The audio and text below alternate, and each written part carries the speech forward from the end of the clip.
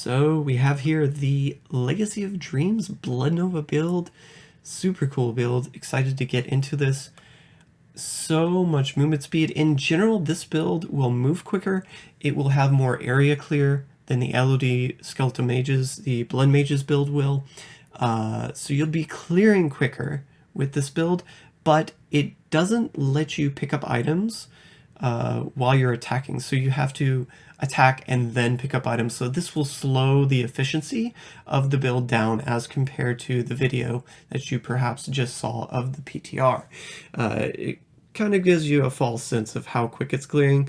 It's probably on the same level, maybe a little bit quicker than the Blood Mages build if you're very efficient at picking up those items, right? So let's dive in.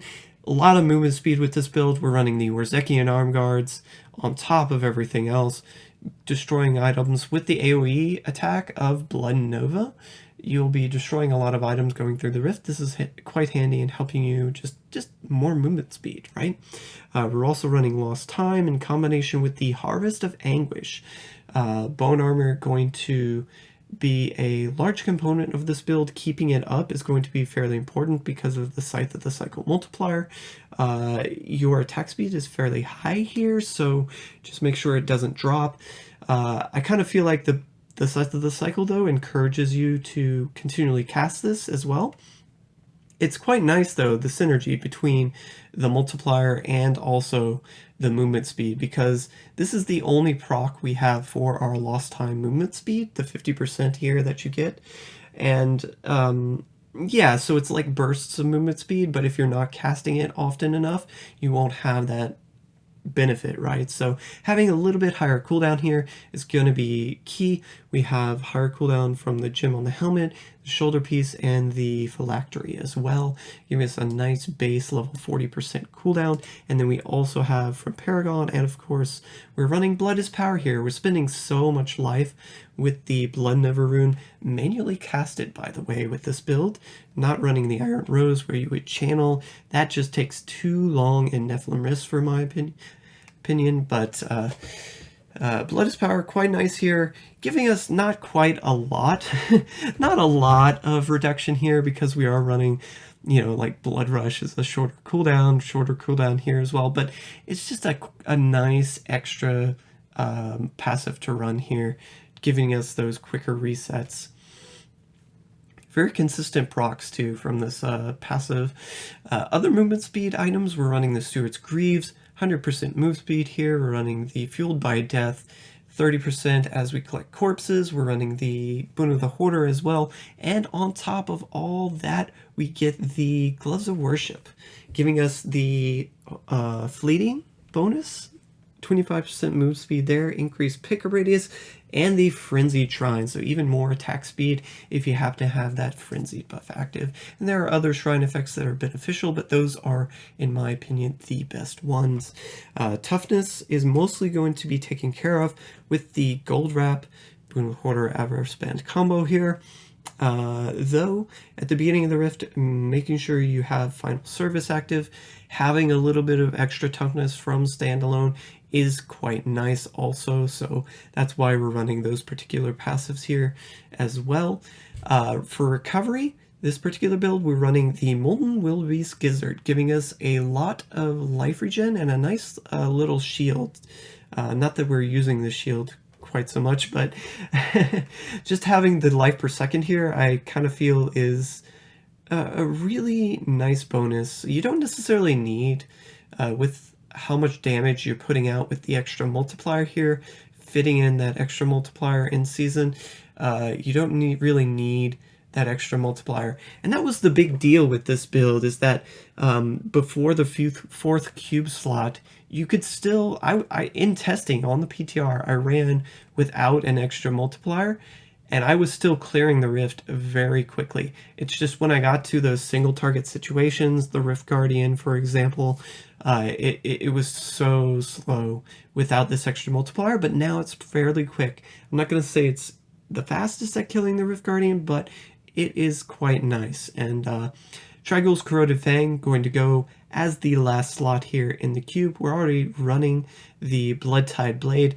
scaling up our damage with density, which is going to be hugely impactful because we're running Brigg's Wrath. So Brigg's Wrath going to be a pull, a pixel pull. In fact, when we blood rush to a new location, enemies will be sucked in, or when we run to a new location, they will also be pulled to us. And that's when you'll cast your Blood Nova.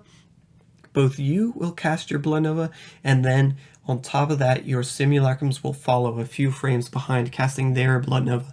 We are running the Blood and Bone rune, getting 2 Simulacrums here, so you'll be dealing a lot of damage. And unlike the Bone Spear build, for example, where your own attacks are a little bit dealing less damage, basically, than the Simulacrum attacks, or even the Grim Scythe build, it's kind of similar there too, where the Simulacrums are dealing most of the damage in most configurations.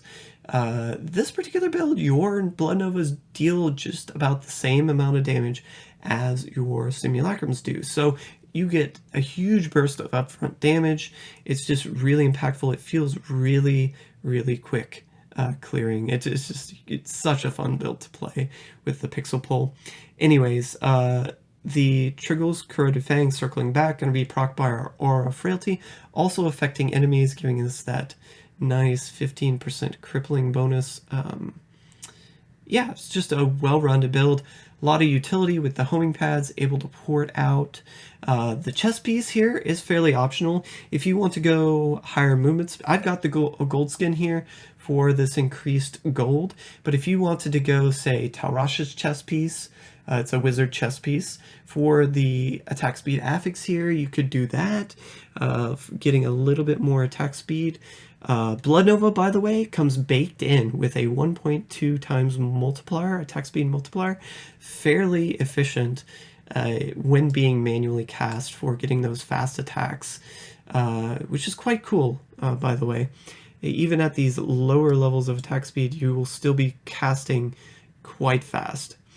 Other option for the chest piece is going to be the Essence. So Essence, as you can tell with this build, is not really allocated all that well. We're kind of running bare bones here.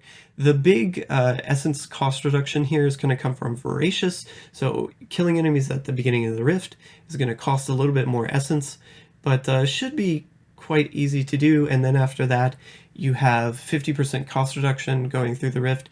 I actually preferred Metabolism with this setup, though if you want to be a little bit more sure that you're always going to have a corpse to devour to keep up your Voracious bonus, you can run the Molting Rune instead. But I kind of felt like Metabolism helped me in those kind of burst situations where I wanted to pull together more enemies with the Briggs and just continue charging through the Rift. You have that extra charge with Metabolism to do that. It is also good synergy here because the Metabolism costs more life. It doubles the health cost, helps you proc your Blood as Power a little bit more. So quite nice there as well. Just a very well-rounded setup. So there's a lot of options. Chest piece, if you want to go extra essence as well, there's an option here. Requiem Serraplate, if you want to, for example, pick up Dark Reaping to get more essence, returns, you can. But this particular configuration, I feel you should be able to run, get more gold, and get more gem returns in the Nephilim Risks. Going to be super fun next season to try out. Hope you enjoy it.